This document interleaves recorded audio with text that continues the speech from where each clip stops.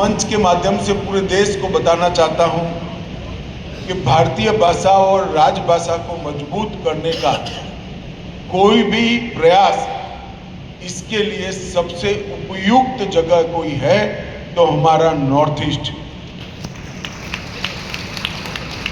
अकेले north east के 8 राज्यों में 200 से ज्यादा भाषाएं और बोलियां बोली जाती। इतनी विविधता वाली भाषाई संपदा समृद्धि शायद कोई देश में भी नहीं हो। हमारे देश के पूर्वोत्तर क्षेत्र में 200 से अधिक भाषाएं और बोलियां बोली जाती हैं। 200 से अधिक जनजातीय समूह हैं। 160 जनजाति समूहों के क्लस्टर निवास करते हैं। 50 से ज्यादा यूनिक त्योहार हैं और पूरा देश जिसको स्वीकृत करता है, ऐसे 30 से अधिक पारंपरिक नृत्य शैलियां भी सिर्फ नॉर्थ ईस्ट के अंदर। मैं तो जब भारतीय जनता पार्टी का राष्ट्रीय अध्यक्ष बना तब नॉर्थ ईस्ट का मेरा प्रवास हुआ, 21 दिन का प्रवास हुआ। तब मुझे मालूम पड़ा कि संस्कृति का खजाना पूरे भारतवर्ष में कहीं पर है तो हमारे नॉर्थ ईस्ट के अंदर है। इतना रिच कल्चर पूरे विश्व में कहीं।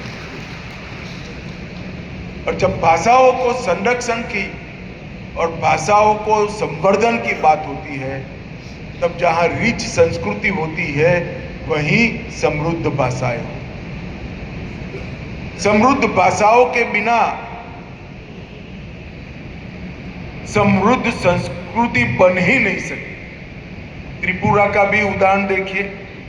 बांग्ला, कोकोबोरो और हिंदी, तीनों भाषाएं यहां बहुत अच्छे तरीके से बोली जाती है। अगर भाषाओं के नाम पर विखवाद करने वालों को भाषाओं का सह अस्तित्व समझना है तो उनको त्रिपुरा में आना चाहिए। त्रिपुरा में भाषा के कारण कभी विखवाद या विवाद नहीं हुआ। तीनों भाषाएं समांतर रूप से एक साथ पली बढ़ी, आगे भी बढ़ी और मुझे विश्वास है कि और आगे बढ़ी। राजभाषा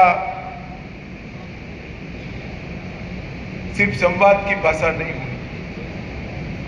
नीति निर्माण मतलब पॉलिसी मेकिंग, राष्ट्र निर्माण, नेशन बिल्डिंग, ये दोनों में सबसे ज्यादा कोई योगदान दे सकता है तो राजभाषा और हमारी स्थानीय भाषाएं दे सकता है।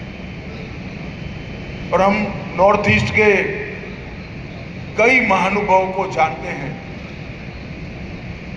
जिन्होंने देश और दुनिया में हिंदी के माध्यम से नॉर्थ ईस्ट का नाम रोशन किया, अपना खुद का नाम।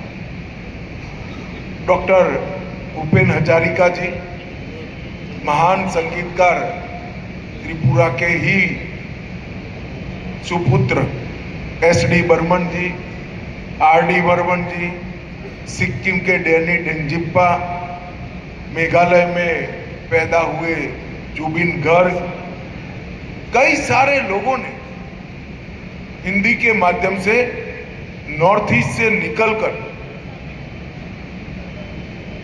हिंदी के माध्यम से पूरे देश और दुनिया में प्रसिद्धि प्राप्त की। उनके लिए हिंदी देश में जाने का एक मंच बना।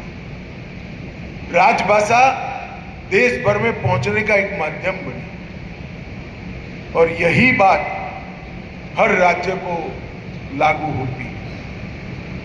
अभी ये मुख्यमंत्री साहब हमारे MOS पंडित जी को